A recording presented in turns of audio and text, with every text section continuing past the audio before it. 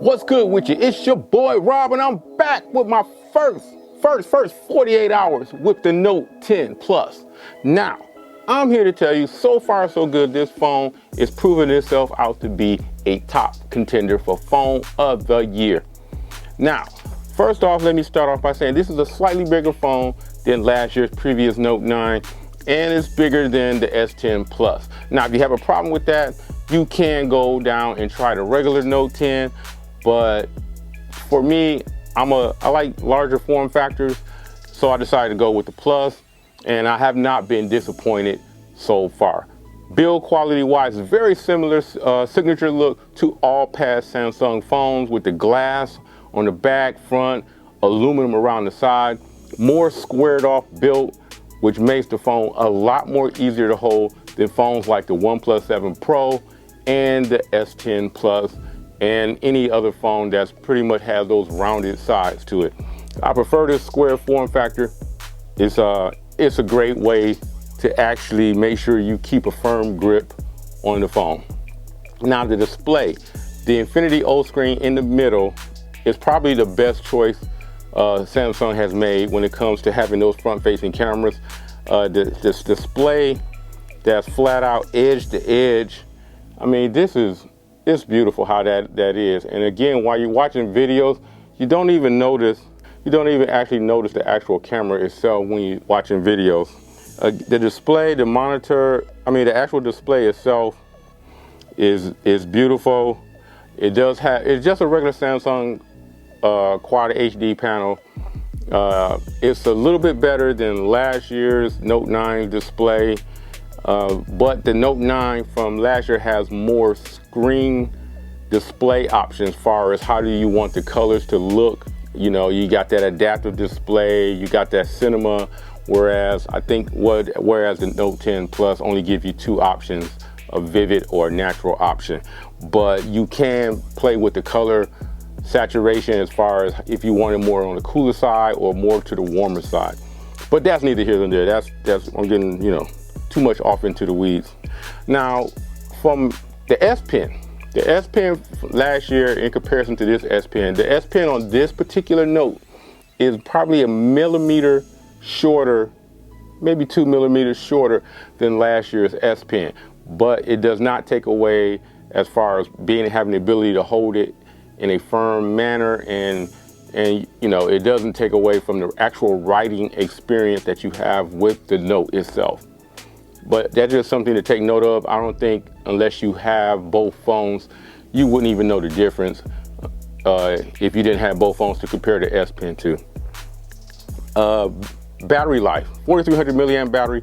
I cannot see myself getting anywhere below 5 hours screen on time.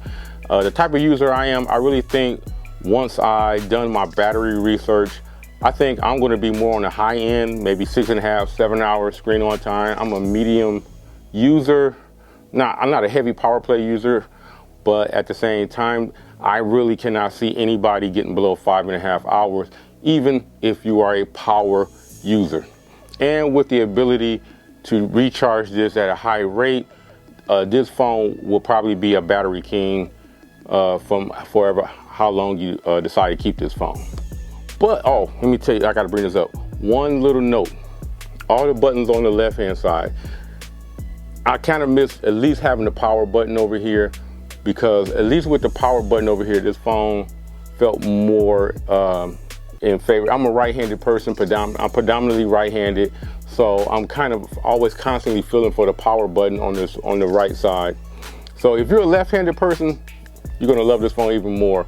But it's gonna take a little bit of it'll take a minute to get used to just reaching over and using my index finger as far as bringing the display on and working the volume rockers. I was already used to working the volume rockers with my index finger, and now having to hit the power button, it's just something else that's got to be added to my memory reflex when it comes to turning on my display, or I can just double tap and get my display to come on that way. But as far as the camera, there has been some improvements in comparison to last year's Note 9.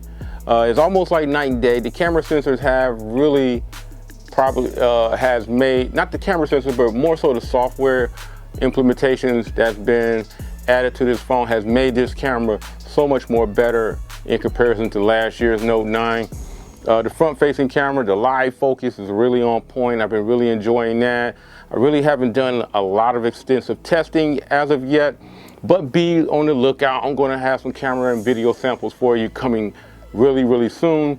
But for now, we're just talking about the first 48 hours. So, you know, I really haven't really hit this camera as far as seeing what it can do and what it can't do. But with that image stabilization that I've seen in other videos and what have you, this is going to be a great content user phone. So if you're out there, you need a camera that's going to probably help you, go to long distance with a YouTube channel per se, this wouldn't be a bad camera to use. But yeah, so far so good on the camera. But again, this phone is excellent. I think it's going to be a contender, top phone of the year. I just wanted to do this little quick 48 hours. I'm almost 3 days into this phone, and I just want to let you guys know this phone is really good. Don't sleep on it. If you got it, S10 Plus or Note 9, pass. But if you're an iPhone user, thinking about coming over to the Samsung ecosystem, and you may want to try this phone out. If you are a Note 8 user, Pixel user, or whatever, and you want some more flair in your life, pick up the Note 10 Plus. It's a great phone so far. So if you like this video, don't forget to subscribe. Don't forget to hit the notification bell. And other than that, I'll catch you in the next video. I'm out.